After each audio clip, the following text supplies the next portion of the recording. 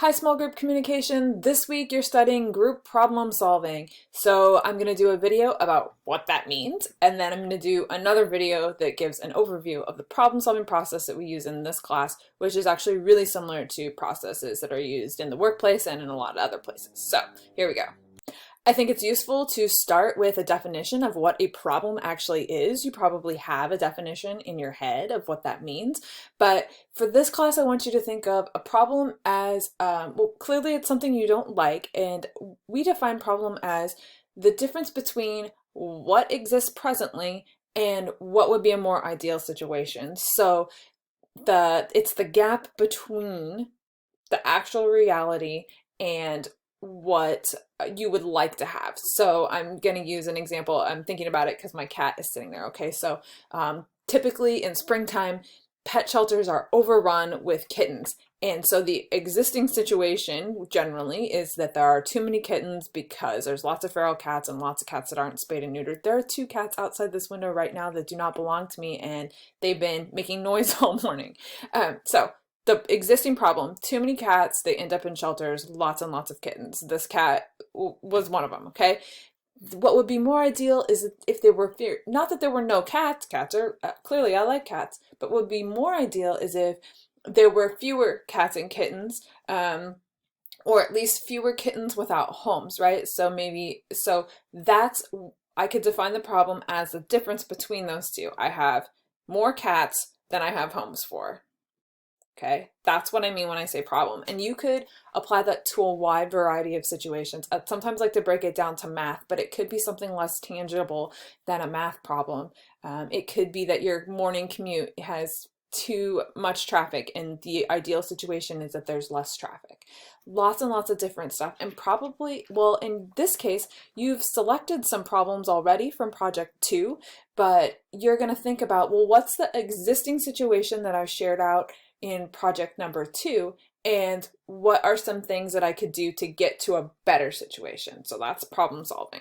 So I'd like to give you a couple examples of real-world problem solving that involved groups. The first one that you'll see here is, if you might remember this happening a couple years ago, down in Big Sur, which is on the coastline in California between Monterey and like Santa Barbara. I know that's a big area, but it's not a lot out there besides beautiful trees and ocean. A couple years ago, they had all these they had some big rainstorms. It was actually during the same period of time the Oroville Dam broke in Northern California, or at least cracked. So big rainstorms, lots of mud. They had mudslides, and you can see in this picture that one of the bridges washed out. So they had actually both to the north and the south, between the broken bridges and the mudslides, they weren't able to get in and out. So the reason why this is an example of community problem solving is that these people really had to work together during a short period of time to take care of the locals, to take care of the tourists who were there, because it's a largely tourist area and not a lot of people live there, because there was no way to get in and out. I think you could go south if you went through the mountains, but it was not like an easy trek.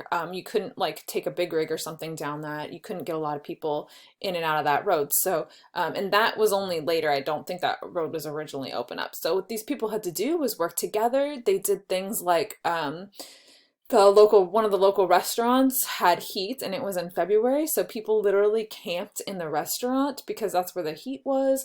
They all brought over, people like actually pooled gasoline so that they could run their generators and stuff. So they all worked together to sort of solve this problem. And you can see here also some people literally just walking out because that was the only way to get out for a while. Some people were also airlifted out, like if you had some reason why you couldn't walk out, like a medical condition.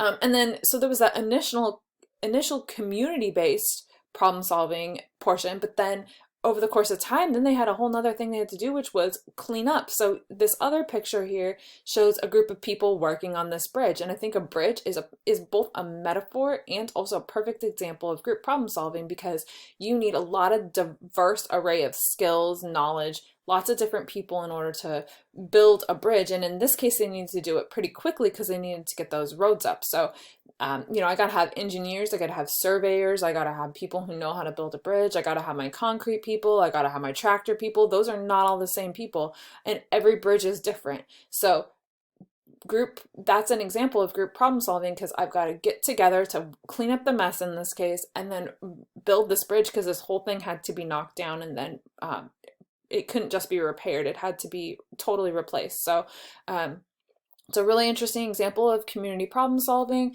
and it took them like maybe around a year, I think maybe a little less than a year. I forget the exact timeline, but it actually took quite a while.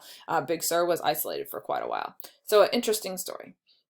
Another useful example for you could be if you think about Habitat for Humanity, which is a really well-known group that goes that is in different communities, and they get together on a weekend and they will build houses for people who are low income, or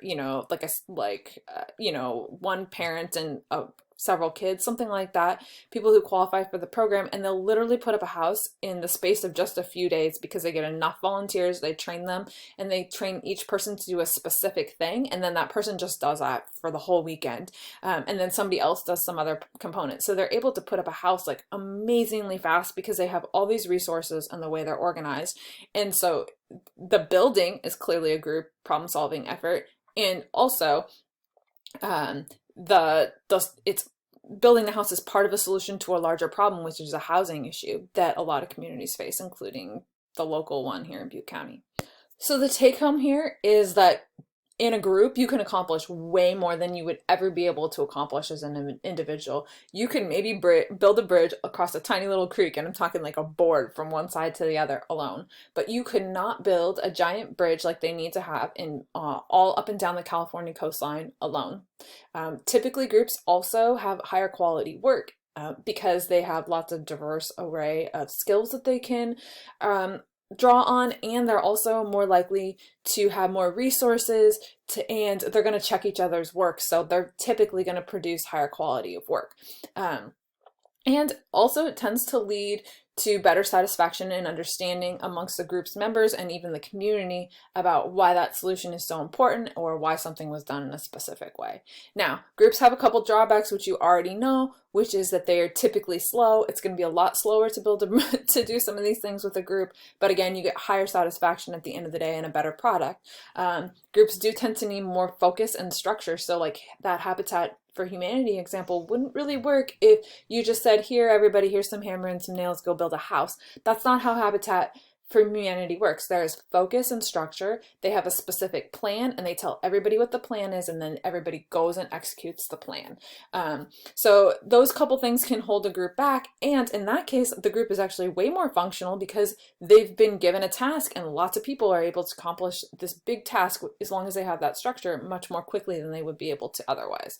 You also probably already know anecdotally or from firsthand experience that if you have too much conflict in a group, that can slow things down.